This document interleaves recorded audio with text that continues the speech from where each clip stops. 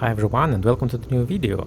Today I want to show you a fun experiment that you can do during the flight if you have a radiation detector. You don't need to have any radioactive sources for that. Today we will explore the cosmic rays. This experiment is interesting for several reasons. First, most of people have absolutely no idea that the radiation during the flight is about 10 times higher than on the ground. And obviously the airline companies don't tell you that.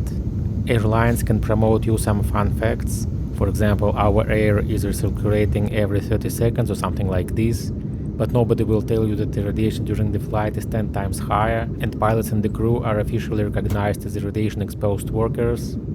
And second, the facts about cosmic rays were absolutely unknown to the science 100 years ago, and only in 1912 the Austrian physicist Victor Hess discovered cosmic rays. Later he got a Nobel Prize for that, so it was an interesting discovery.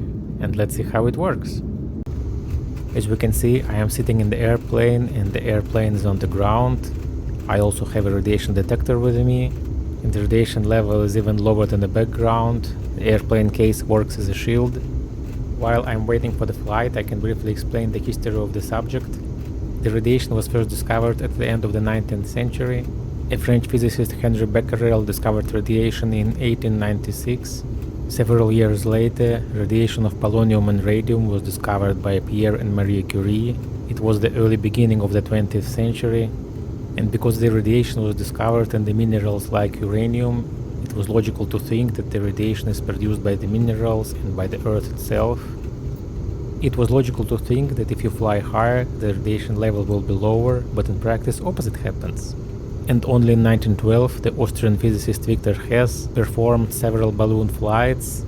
At that time there were no portable radiation detectors like today, and he was using the electroscope that you can now see on the website of the National Air and Space Museum, and he discovered that the radiation was increasing, and finally he got the explanation that it was caused by the cosmic rays because there were no other sources in the atmosphere, and later he got a Nobel Prize for that. Obviously his balloon flights were dangerous, but now we can do it much easier with the modern airplane. And with the modern radiation detector we can make even more discoveries that were unknown to Victor Hess in those days. Let's get into it!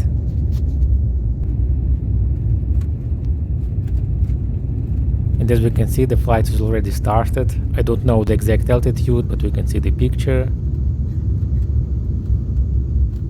Obviously you will not see the radiation increase immediately, you need to reach some altitude. According to Hess measurements, the radiation is increasing at the level of 1 kilometer and higher.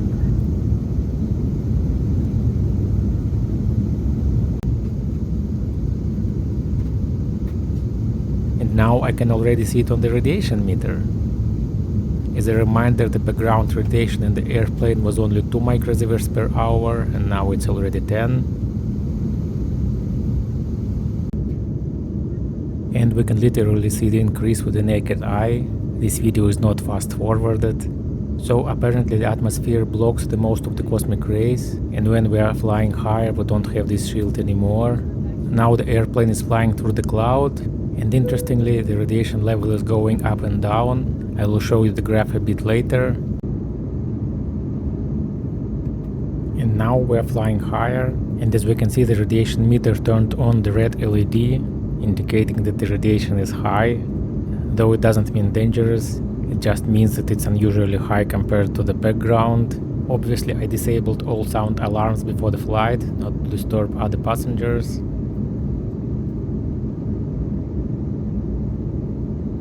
The RadiaCode detector I am using has a phone app, and it is convenient to see the graph. This app is using Bluetooth low energy only, so it can be used during the flight. It does not need any internet data. And here we have two interesting observations. First, we can see how the level is increasing, both count rate and the dose rate. Count rate is the number of particles obtained by the radiation detector, and the dose rate measures the biological factor. There is a special formula for that. Later in this video I will explain if this dose is dangerous or not. And second, as we can see, the radiation is not just a white noise. It is clearly visible that it is coming in the form of waves. I don't know the exact explanation, but maybe it's indeed similar to a wave pattern on the sea or something like this. So our planet Earth is literally flying through the cosmic rays ocean, which is fun to see. And finally, we are reaching the level of about 10 times of the background radiation that I promised in the beginning of the video. With this radiation detector, I can also switch to a spectrogram mode. Here we can see not only particles but also their energies. And as we can see, not only the number of particles increased, but also we can see more high energy particles. Apparently, normally they are blocked by the atmosphere, but we can see them on the higher altitude. And now it is not visible by the naked eye, but as I see the radiation level is starting to decrease. It was a short flight between Dublin and Amsterdam, it was about 1 hour only. As the final part of this video, I will answer a simple question: if this radiation level is dangerous. As we can guess, the answer it depends. The radiation itself is usually not dangerous, but dangerous is the accumulated dose. You can just do a simple math. If the radiation level is 10 times higher than the background, then within 2.5 hours you will get a daily radiation dose, which is not dangerous. We get this dose every day. And if you are making a long 10 hours transatlantic flight, you can get a radiation dose equivalent of 1 dental X-ray, which obviously will be also okay for you. But as you can guess, it's not a problem if you are a passenger.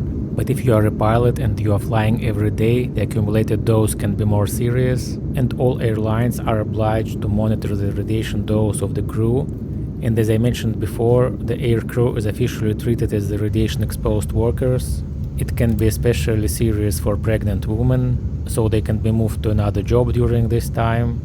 And anyway, the radiation on the high altitude is a known fact, as we saw it's known for 100 years already.